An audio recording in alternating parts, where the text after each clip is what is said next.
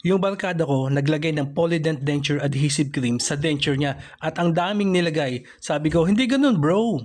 Ganito yung tamang paglalagay. Kunwari, ito yung denture mo. Clay model lang ito. Pagka gumamit kasi ako ng totoong pustiso, baka mai-skip mo yung video. So, parang pinapatak-patak mo lang siya, kaya tipid ka dito eh. Yung isang tube nito, matagal na mo nang magagamit. Tapos may nagtanong sa akin, paano didikit yan?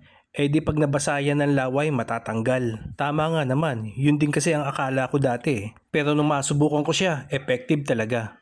Pag naisalpak mo na siya sa gilagid, dikit na dikit at hakab na hakab. Kaya naman babalik ang confidence mo sa pagngiti, sa pakikipagtsikahan at mapapalabang ka ng kainan o mukbangan na hindi ka nag-aalala na matatanggal o tatalsik ang denture mo. Kaya naman ibalik natin ang kumpiyansa, mag-Polydent Denture Adhesive ka na. Pustiso Adhesive. Kailangan mo to kaibigan, promise.